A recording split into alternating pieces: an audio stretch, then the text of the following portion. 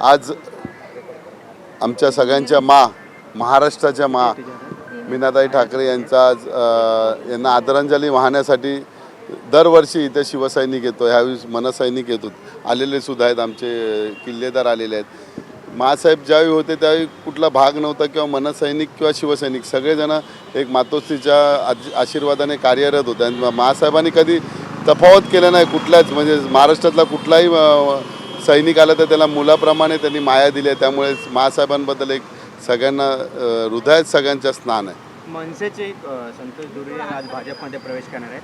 खरं तर ते 194मधून इच्छुक होते, मात्र तुमच्याकडून देखील होते की ही जागा आपल्याला मिळावी, त्यामुळे ते नाराज होऊन तिकडे गेलेत असं बोललं जाते. काय नेमकं तुमचं? ऐका, संतोष दुरी हा का ओरिजिनल कुठला सैनिक नव्हता.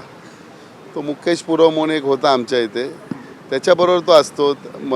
ॲक्च्युली त्याला राजकारणाचा काही गंधच नव्हता, परंतु यशवंत किल्लेदार असू दे किंवा ते त्यावेळेचे राजसाहेबांचे जेवढे अनुयायी होते त्यांच्याबरोबर त्यांचे संबंध चांगले होते, त्यामुळे त्यांना तिथे तिकीट दिले. ती पण तिकीट नशिबाने, म्हणजे आमच्या दोघांमध्ये फाईट झाली, माझ्यात आणि ज्योती भोसलेंमध्ये 200 मतांनी फक्त निवडून आलेला संतोष दुरी. संतोष दुरी गेल्याने काय विभागात काय 5 पैशाचा किंवा 2 पैशाचा सुद्धा फरक पडणार नाही, एवढी गॅरंटी आम्हाला माहिती आहे.